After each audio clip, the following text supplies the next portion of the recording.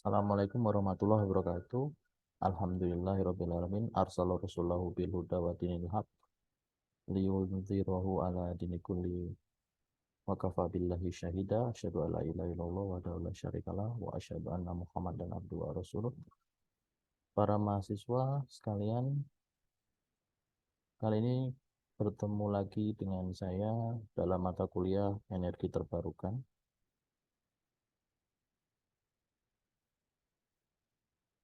Pada pertemuan kali ini kita akan membahas tentang topik energi tenaga surya. Apa yang dimaksud dengan energi tenaga surya? Energi tenaga surya adalah energi yang diperoleh dari matahari. Dari matahari kita tahu ada energi cahaya dan energi panas yang bisa kita manfaatkan. Matahari akan selalu ada di setiap harinya dan di setiap negara di dunia ini. Terbit dari timur dan terbenam di barat. Dan itu akan selalu sustain, selalu ada, ya, selagi dunia ini atau alam semesta ada. Nah, kemudian energi dari matahari ini itu bisa kita peroleh, ya, 7 hari dalam seminggu terus menerus. Kemudian kita bisa manfaatkan panasnya untuk pemanasan rumah, untuk menghangatkan rumah, atau untuk mengeringkan hasil panen dan pemanfaatan energi panas lainnya. Sedangkan yang energi cahaya bisa kita manfaatkan untuk menjadi pembangkit listrik. Nah, tenaga surya mencapai permukaan bumi dengan nilai energi puncak itu sebesar 1 kilowatt per meter persegi per jam. Nah, maka bisa dibayangkan teman-teman, jika semua energi ini bisa ditampung, maka akan bisa menyediakan semua kebutuhan energi listrik di setiap negara yang ada di bumi ini.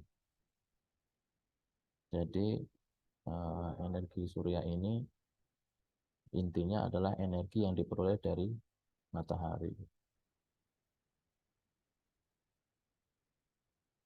Nah, kemudian Anda akan mengenal istilah iradiasi dan radiasi.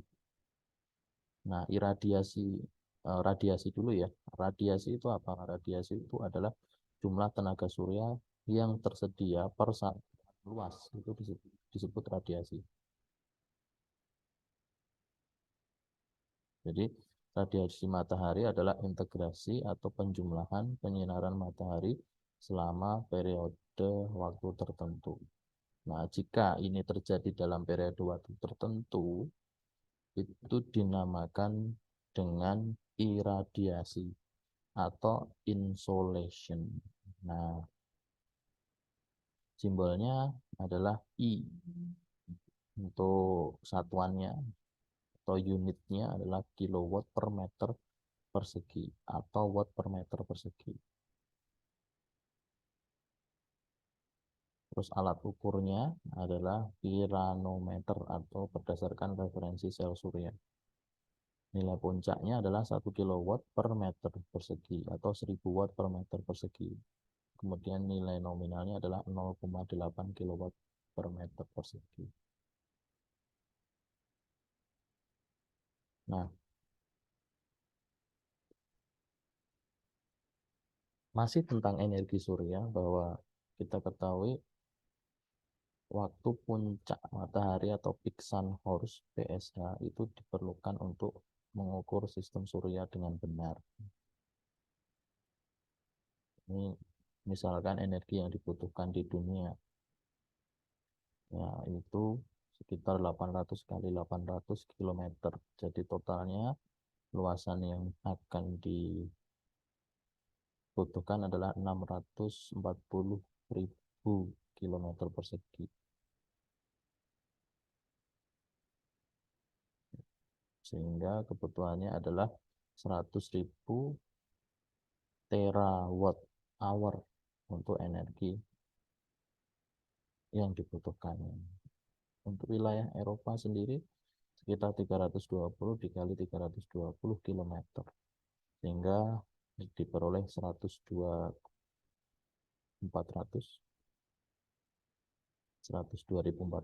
dan kebutuhannya adalah sekitar 18.000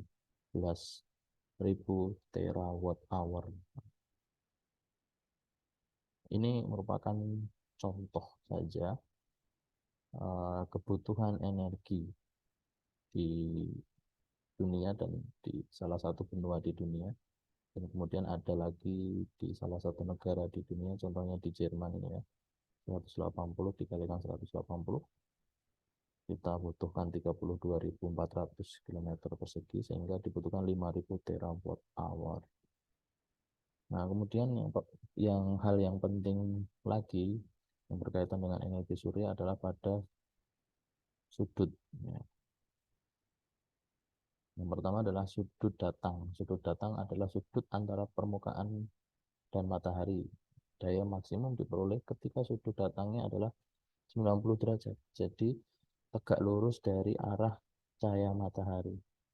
Itu yang paling maksimum. Ya. Ketinggian sudut.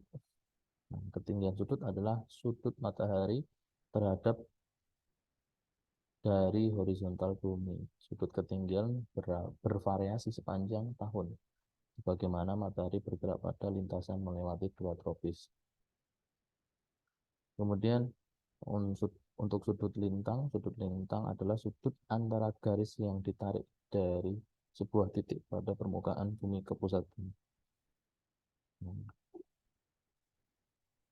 Nah, bumi ini kan memiliki garis khatulistiwa atau ekuator. Nah, ini bidang ekuator ini adalah area yang dilewati oleh garis khatulistiwa. Itu ditetapkan sebagai 0 derajat garis lintang. Nah, sudut lintang adalah Tropic of Cancer 23,45 derajat lintang, dan Tropic of Capricorn itu minus 23,45 derajat lintang. Jadi artinya di utara garis lintang dan di selatan garis lintang itu besarnya sekitar 23,45 derajat. Ini mewakili miring maksimum dari kutub utara dan selatan ke arah matahari. Kemudian istilah yang lain ada sudut azimut matahari. Sudut azimut matahari itu apa?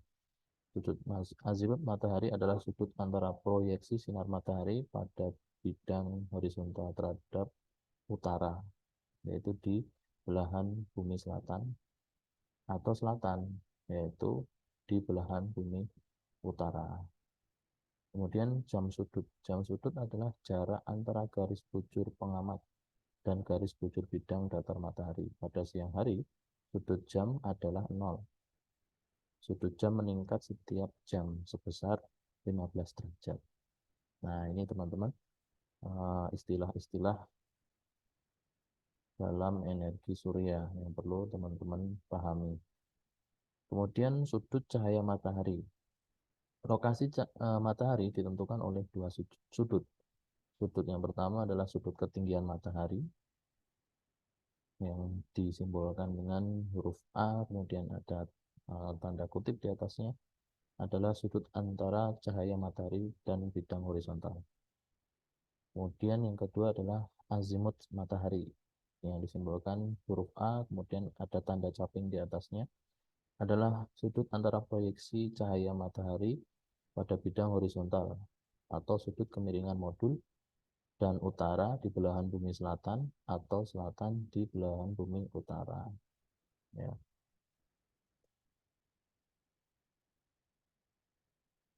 Jadi sudut datang ini di setiap musim bisa berbeda-beda ya. Baik itu di musim panas, musim semi atau gugur, dan di musim dingin.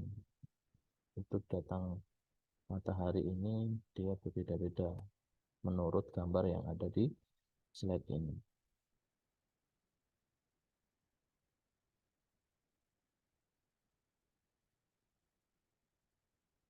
Kemudian efek geometri.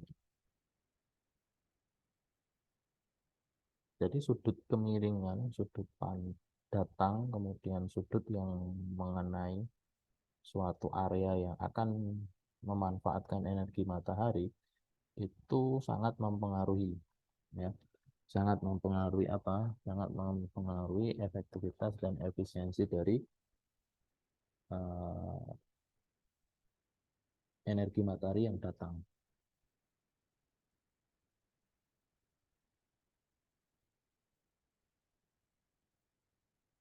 Sehingga kita perlu menentukan dari mana arah datang sinar matahari agar device yang kita desain atau kita rancang itu bisa mendapatkan hasil yang maksimum, ya. Jadi kita bisa mengoptimalkan desain yang kita buat. Jika kita berada di luar daerah tropis, ya kebetulan kita kan di Indonesia itu kan di daerah ekuatorial atau di daerah sekitar garis garis khatulistiwa. Jadi iklimnya adalah iklim tropis, di mana matahari itu akan selalu ada, ya, selalu ada. Namun jika misalkan kita berada di luar daerah tropis, misalkan di Eropa, maka matahari itu mengubah ketinggiannya. Nah, kalau di daerah ekuatorial itu kan mataharinya bisa tegak lurus arah datangnya sinar matahari ketika jam 12 siang, ya. Namun ketika di Eropa itu ketinggiannya berubah, bisa mencapai 47%. Nah, namun masih selalu di selatan. Demikian pula di lokasi belahan bumi selatan. Misalkan di Australia, ya, di kota Melbourne, itu cahaya cahaya matahari itu selalu berada di utara. Mataharinya selalu berada di utara. Ketika kita berada di daerah tropis, maka matahari bisa di utara pada sebagian tahun dan bisa di selatan, ya, pada uh, waktu yang lain pada tahun tersebut.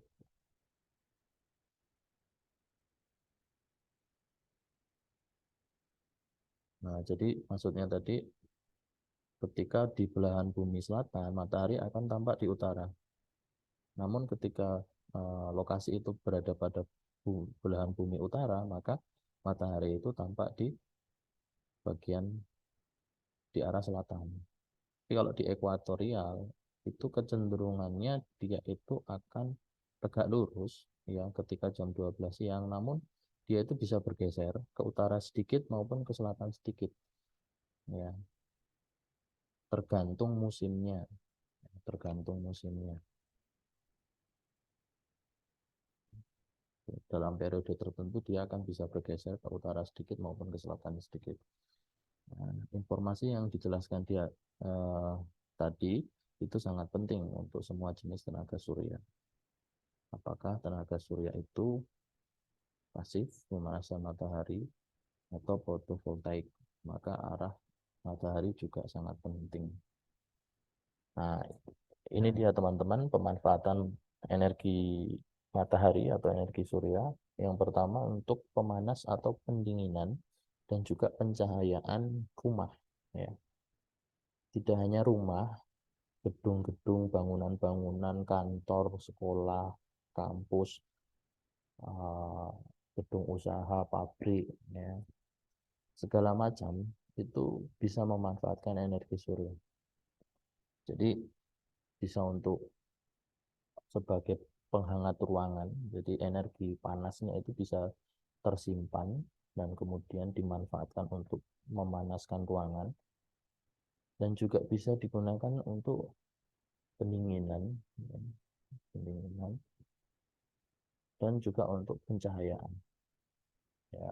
Jadi sebenarnya bangunan yang green atau dikatakan sebagai apa namanya green building itu harusnya pencahayaannya ketika siang hari itu menggunakan cahaya matahari,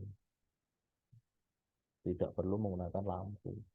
Sehingga ketika lampu dimatikan, seharusnya cahaya matahari itu mampu menerangi semua atau seluruh bagian gedung atau rumah, ya, hingga ke sudut-sudut semua diterangi oleh cahaya matahari. Nah, sistem ini yang harusnya kita gunakan. Namun banyak sekali ya kampus-kampus yang pencahayaannya kurang ketika siang hari, sehingga uh, harus menyalakan lampu, ya, karena kalau tidak akan terlihat gelap atau remang-remang, sehingga tidak cocok untuk lokasi atau tempat belajar. Kemudian yang kedua itu untuk pemanfaatan energi matahari untuk memasak. Nah, ini nanti kita akan bahas nih bagaimana cara memasak menggunakan energi matahari. Kemudian berikutnya pemanfaatan energi matahari untuk pengering hasil panen pertanian. Kemudian ada juga untuk distilasi, ya. Distilasi itu untuk pemurnian air. Kemudian untuk pemanas air, ya, pemanas air, karena untuk pemanas ruangan tadi bisa, ya, untuk pemanasan air juga bisa untuk memanaskan air. Solar water heater biasanya istilahnya, untuk alat yang terinstal pada bangunan. Kemudian pembangkit listrik digunakan untuk sebagai pembangkit listrik. Yang pertama ini pemanfaatan cahaya matahari, sinar matahari, ya. Sebenarnya bukan cahayanya yang ini yang dimanfaatkan, tapi panasnya, ya. Nah, ini matahari itu kan membawa dua energi, energi cahaya dan energi panas. Nah, ini yang dimanfaatkan adalah energi panasnya untuk pemanas, ya. Kemudian untuk pencahayaannya di sini adalah energi cahayanya yang dimanfaatkan.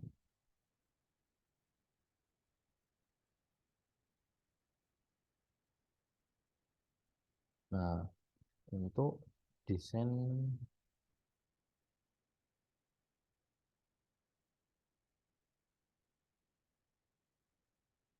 rumah yang memanfaatkan energi matahari, ini dia harus mampu menggabungkan prinsip desain solar pasif, ya.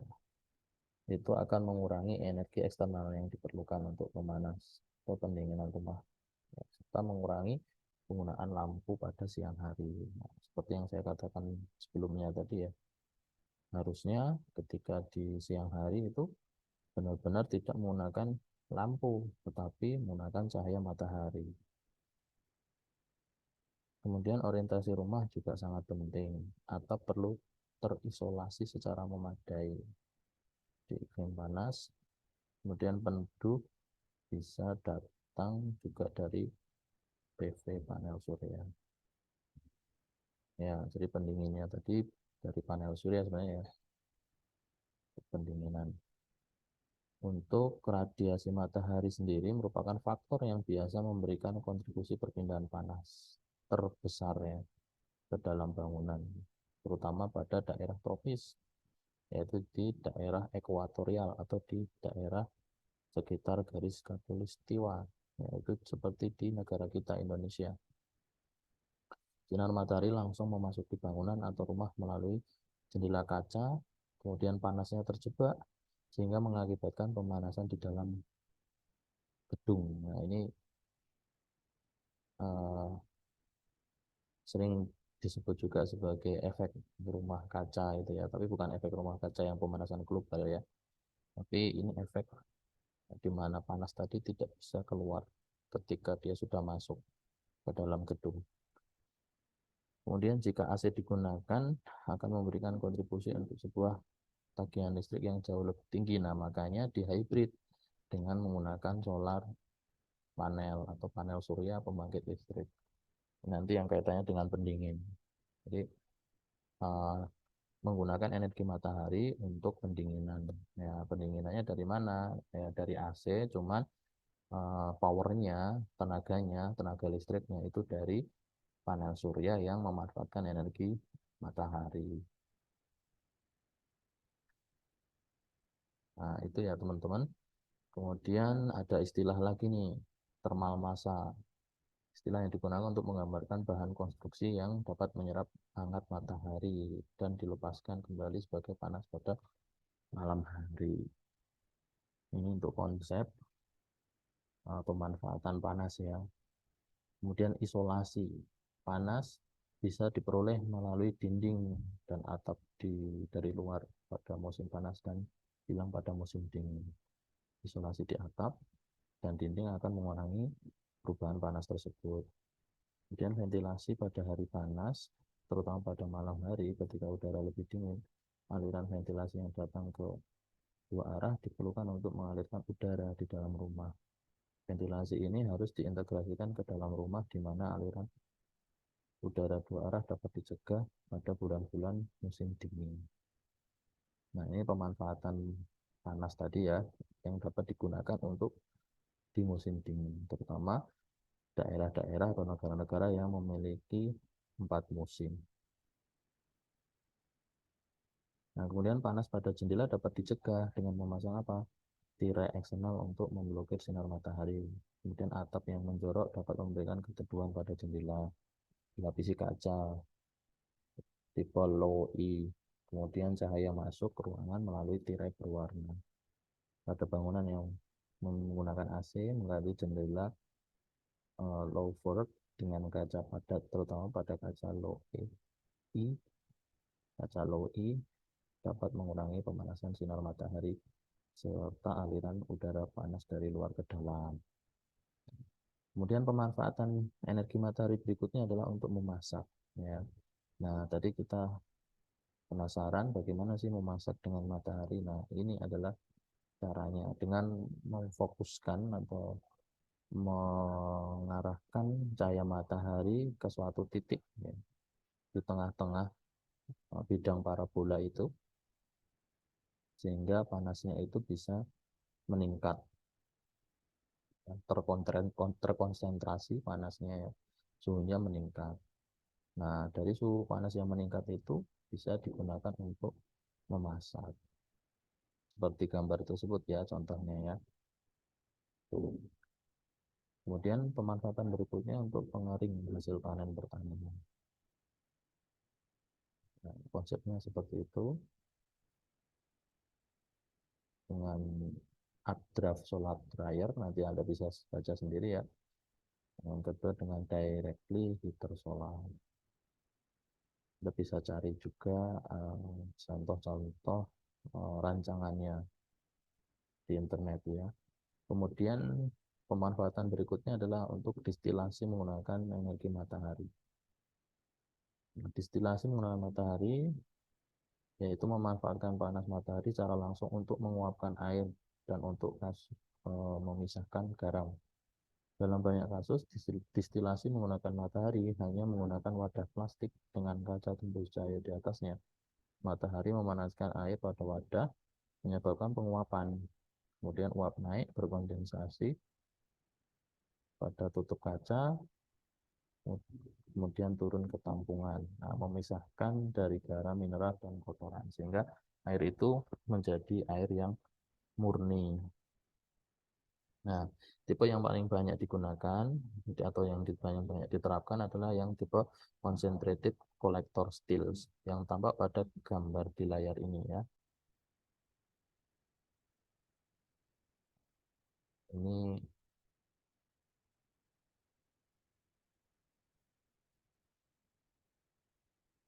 distilasi juga menggunakan energi matahari. Nah, distilasi dengan tenaga surya dapat menguntungkan negara berkembang dalam beberapa cara. Yaitu yang pertama, distilasi tenaga surya dapat menjadi alat hemat biaya untuk penyediaan air bersih, untuk diminum, untuk memasak, untuk mencuci, untuk mandi, dan untuk kebutuhan dasar manusia lainnya. Kemudian hal ini dapat meningkatkan standar kesehatan dengan menghilangkan kotoran dari air yang diragukan kualitasnya.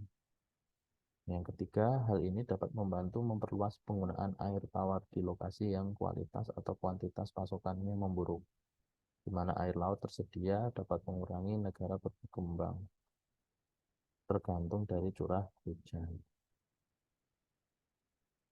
Kemudian solar steel, beroperasi di laut atau air payo, dapat memastikan pasokan air selama masa kekeringan. Distilasi tenaga surya umumnya menggunakan energi lebih sedikit dalam memurnikan air daripada metode lain. Dan yang berikutnya, hal ini dapat mendorong industri rumahan, peternakan, hidroponik, produksi pangan di daerah di mana kegiatan tersebut memiliki pasokan terbatas dari air murni. Kemudian perikanan bisa menjadi penting dalam gurun pasir pantai di mana tidak ada air minum yang tersedia untuk nelayan. Yang terakhir, destilasi tenaga surya akan berguna bagi lokasi pemukiman yang jarang penduduknya sehingga mengurangi tekanan penduduk di wilayah perkotaan. Nah, untuk tipe-tipenya ya, tipe-tipe teknologi destilasi air dengan tenaga matahari itu yang pertama tadi yang paling sering digunakan concentrating collector steel. Kemudian ada yang tipe lain ya, seperti multiple ray tilt steel, kemudian tilt wick solar steel, basin steel tadi yang gambar yang kedua ya. Terus water cone ini yang gambar yang ini ya. Untuk yang lainnya teman-teman bisa cari di internet ya. Kemudian pemanfaatan cahaya matahari berikutnya adalah untuk pemanas air. Alat pemanas air ini menggunakan matahari yang lazim digunakan terdiri dari satu atau dua panel matahari atau istilah lainnya tadahan masing-masing dengan bidang permukaan kurang lebih 2 meter persegi. Panel ini terbuat dari pipa kuningan yang diisi dengan air. Pipa-pipa ini dicat hitam dan di antara pipa-pipa ini ditaruh bahan untuk membantu meningkatkan panas dari matahari. Di atas panel ditaruh lembaran kaca untuk menangkap panas, seperti yang disebutkan di atas. Jika tangki penyimpanan ada di atas panel dan panel dipasang dengan posisi miring, maka air panas akan mengalir dari atas panel surya, sedangkan air dingin akan memasuki bagian bawah. Proses ini dinamakan termosifon, ya, pemanas air. Jadi sebenarnya pemanas air ini uh, bisa diterapkan di mana saja ya, teman-teman ya. Bahkan uh, kalau teman-teman punya ide memanfaatkan pemanas air dengan tenaga matahari dengan energi matahari ini diterapkan di misalkan di kendaraan ya di bidang otomotif ya bisa jadi ya itu bisa jadi ide tugas akhir Anda itu semisal aja ya misalkan seperti itu. Tipsnya bagaimana? Pipa air panas harus selalu cukup terisolasi. Isolasi pipa, tangki, dan peralatan harus selalu diperiksa secara teratur dan menyeluruh. Dan jika perlu diperbaiki secepat mungkin. Pipa air panas yang mengarah ke daerah di mana air panas tidak dibutuhkan harus diputus untuk menghindari pemoean. Saluran air panas yang panjang harus dihindari karena air dalam tabung akan cepat dingin.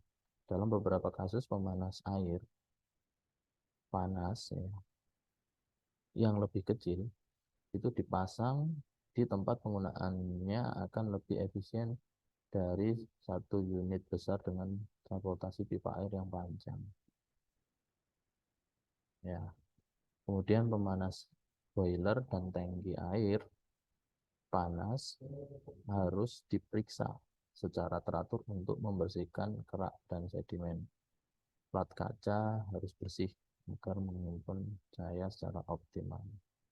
Ya, karena kaca di sini sebagai penghantar panasnya, jadi harus bersih. Kemudian kerak dan sedimen juga harus diperiksa dan harus dibersihkan. Karena kalau tidak dia akan mengganggu. Dia bersifat isolator, isolator termal itu.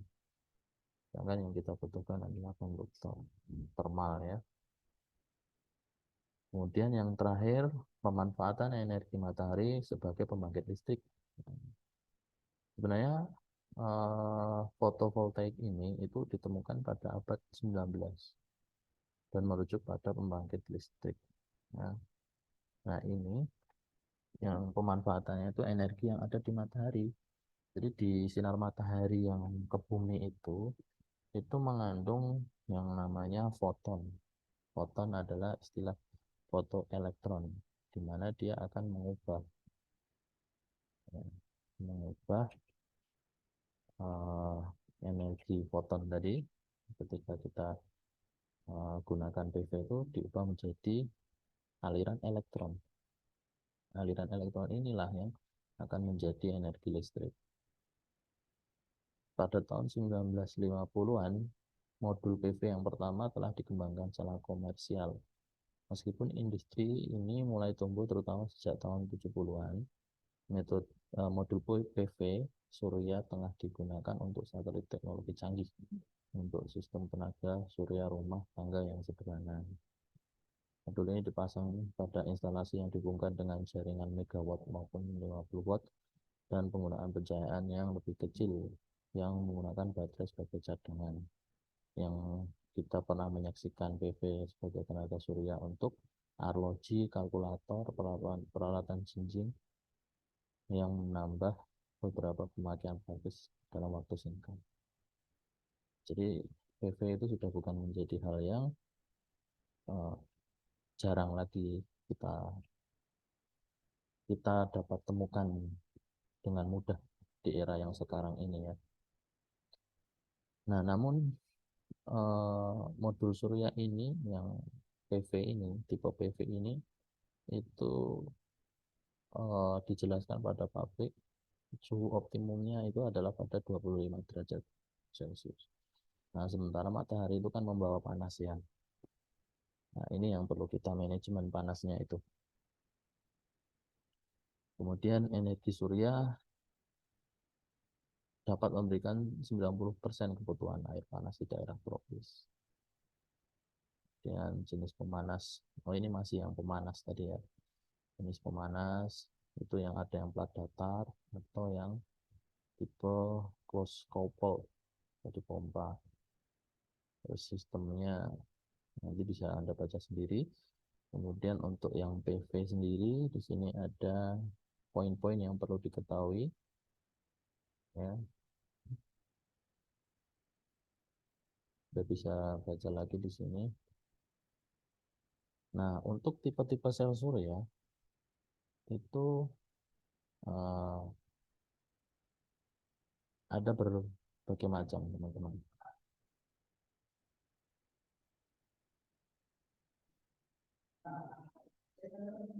Jadi ada yang tipe kristalin silikon cell dan ada film tipis sel. Nah, untuk yang tipe kristalin silikon cell itu ada yang monokristalin cell. Kemudian yang berikutnya ada polikristalin cell, tenaga polikristalin cell, polikristalin band cell, dan polikristalin cell lapisan tipis. Nah, untuk yang tipe film tipis sel itu ada jenis amorphous silicon cell, copper indium biselenide, cis, cadmium telluride cells, CDTE, dye cell, dan microcrystalline atau micromorphorus cell.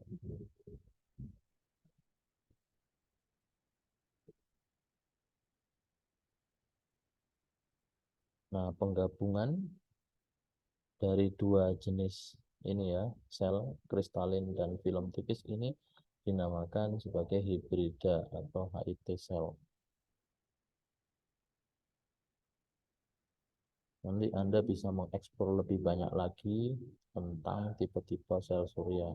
Ya, Karena kalau di energi terbarukan ini hanya saya paparkan saja tipe-tipenya, tapi tidak akan dijelaskan secara mendalam di tiap-tiap jenisnya. Nah, bagaimana cara kerja sel fotovoltaik atau PV?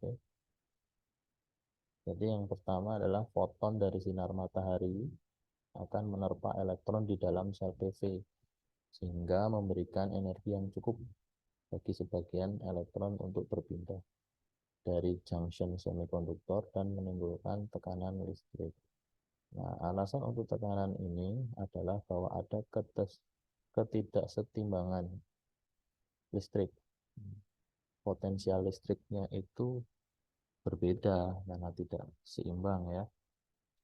Jadi ada pada salah satu sisi yang banyak elektronnya sehingga dia akan cenderung bermuatan negatif, yaitu pada satu sisi junction, dan terlalu banyak muatan positif di sisi lainnya. Nah, pada saat elektron mengalir dari tempat yang terlalu banyak elektron ke tempat yang terlalu sedikit elektron, maka tekanan akan berkurang. Hal ini terjadi ketika pada interkoneksi di antara sel. Pada saat sel saling dihubungkan, maka terciptalah modul. Modul yang paling tersedia secara komersial dikonfigurasi untuk menghasilkan voltase sirkuit sekitar 20 volt dan charging nominal voltage-nya sebesar 14 volt agar membuatnya sesuai dengan uh, penggunaan pengisian pada baterai, yaitu dapat mengisi baterai 12 volt, dan pada umumnya modul ini terdiri dari 36 sel secara seri dengan sebutan modul 12 volt. Nah, kemudian modul surya menghasilkan arus arah, yaitu arus direct current atau DC, yang berarti arus ini itu jenisnya adalah arus arah, harus dengan satu arah. Ini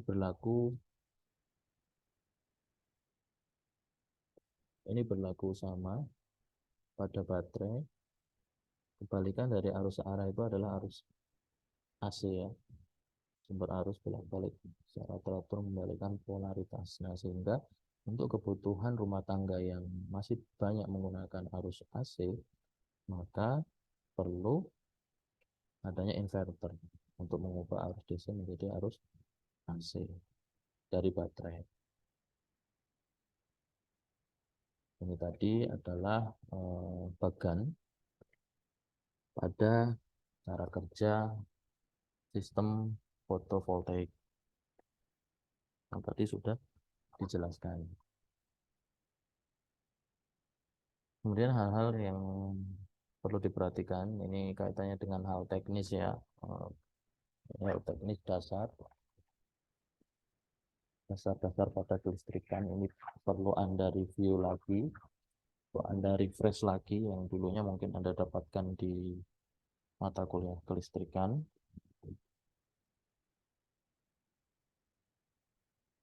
Nah, yang pertama itu kaitannya dengan tegangan ya. Tegangan itu apa? Tegangan itu beda potensial listrik. Jadi kalau ada perbedaan muatan listrik, itu listrik itu akan memiliki potensi untuk mengalir. Ya, seperti yang dikatakan tadi, ada ketidakseimbangan atau ketidaksetimbangan muatan listrik dari satu sisi ke sisi yang lain. Nah, seberapa besarnya perbedaan itu yaitu di dicerminkan atau diinterpretasikan dengan tegangan listrik. Ya. Makin besar tegangan listriknya ya berarti makin besar potensi listrik untuk mengalir. Nah, kemudian arus listrik. Arus listrik ini adalah kemampuan listrik, bukan kemampuan ya, eh, muatan listrik yang mengalir ya. Muatan listrik yang mengalir dalam waktu tertentu. Nah, itu dinamakan watt arus listrik. Nah, kemudian ada daya. Daya ini kan sebenarnya tegangan dikalikan arus ya. Sehingga P sama dengan I dikalikan V.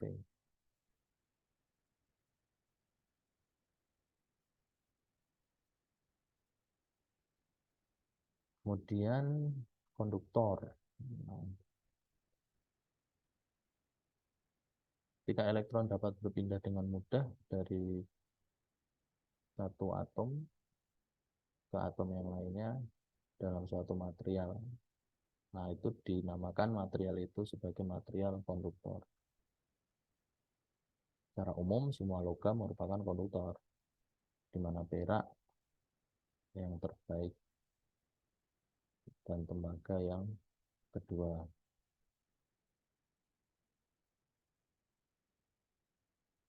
Kemudian insulator. Insulator ini adalah isolator ya, nama lainnya. Bahan yang dimana elektron cenderung lebih terikat erat pada orbit atom. Isolator.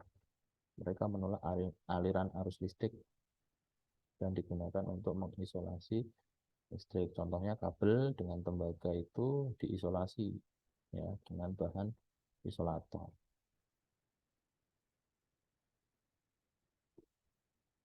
Kemudian semikonduktor, bahan yang bukan bersifat isolator atau konduktor, tetapi mempunyai sifat keduanya.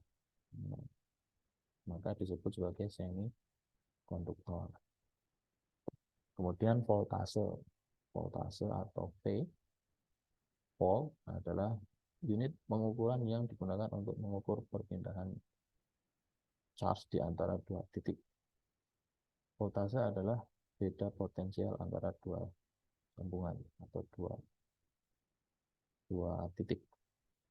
Voltase juga mengacu pada voltage electromotive force atau EMF dan memiliki simbol I atau E ya dalam bahasa Indonesia.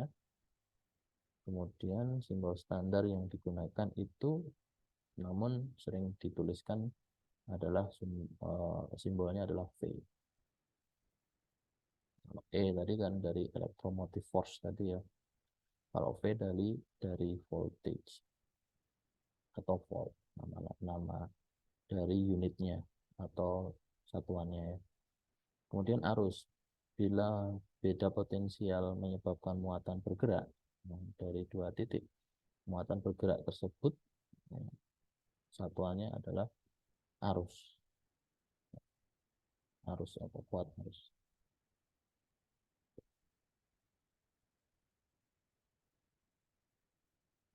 Kemudian masih ada lagi hal teknis lainnya yang di sini belum disebutkan di slide sebelumnya, itu pada tahanan listrik ya, ada ohm di sini ya. Tahanan atau hambatan atau resistance yang simbolnya adalah R dengan satuan atau unitnya adalah ohm. Ya, untuk satuan dari power atau daya tadi adalah watts ya. Satuan watts di mana uh, satu apa namanya satu watt itu atau suatu uh, daya dengan satuan watts itu diperoleh dari volt dikalikan dengan ampere atau tegangan dikalikan dengan kuat arusnya.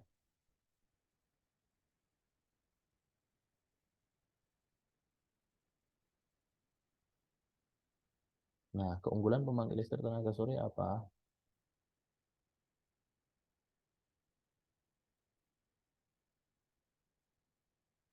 Nah, sebenarnya bukan keunggulan pembangkit listrik tenaga surya ya ini. Ini keunggulan penggunaan energi surya. Itu dia bisa mengurangi konsumsi energi ya, dari energi yang non renewable energi paling tidak sebesar 10%. Kemudian penerangan yang dihasilkan juga mengurangi beban listrik puncak. Teknologi penerangan yang efisien bisa dengan mudah menggantikan teknologi konvensional yang tidak efisien. Kemudian potensi untuk mengurangi konsumsi energi dan pengurangan beban puncak sangat besar. Kemudian sisi ekonomisnya itu sangat menarik karena ya kalau kita bisa pandai merancang ya, Untuk sisi ekonomisnya bisa lebih murah dibandingkan pemanfaatan energi yang lain. Ya. Kekurangannya apa? Biaya. Nah, biaya ini bisa menjadi sebuah kekurangan. Meskipun tenaga surya ini merupakan alternatif ya, yang sudah teruji selain jaringan PLN yang masih sebagian besar yang menggunakan energi fosil ya, itu untuk modal awalnya memang sangat besar ya. Ini lagi-lagi di biaya, ini modal awalnya sangat besar.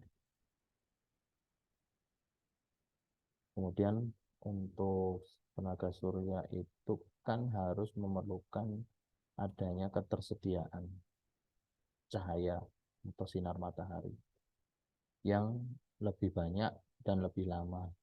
Jadi kalau tidak ada ketersediaan matahari yang tidak lama dan tidak banyak atau tidak ada sama sekali, ya maka ini susah susah untuk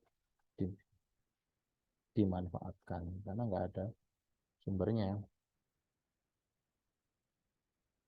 Nah, namun dengan tantangan itu selalu kita gunakan ide hybrid ya untuk mensinergikan antara tenaga surya dan angin. Ya. Kemudian lokasi ya ini harus ditentukan dengan sebaik-baiknya. Karena kalau salah menentukan lokasi, instalasi pembangkit listrik tenaga surya atau pemanfaatan energi surya secara umum ya bisa untuk macam-macam tadi itu ya akan tidak maksimal atau optimal nantinya. Kemudian pandangan orang awam dan instansi pemerintah. Nah ini persepsi mengenai tenaga surya ini kan sebenarnya penting ya.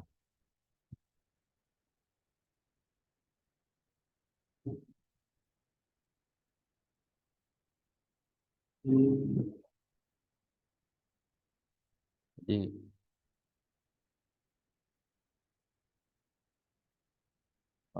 sehingga potensi tenaga surya ini sudah mulai dikenal oleh banyak orang, baik di kalangan dunia bisnis maupun komunitas. Nah, namun eh, apa ya pelaksanaannya itu belum dalam cakupan yang lebih luas gitu. Jadi emang baru unit-unit kecil yang bisa terinstal saja dan kita eh, apa ya dalam hal pemanfaatan energi ini tidak diberikan ruang untuk bisa bergerak secara masif. Ya, keterbatasannya juga kaitannya dengan biaya juga sebenarnya. Karena investasi awalnya juga eh, tergolong mahal. Ya, itu kuliah tentang energi surya ini sebagai pengantar ya. Nanti bisa Anda pelajari lagi secara detail. Terima kasih atas perhatiannya teman-teman sekalian. Saya cukupkan. Nasruminallah wa fathun qarib wa basyiril mu'minin. Assalamualaikum warahmatullahi wabarakatuh.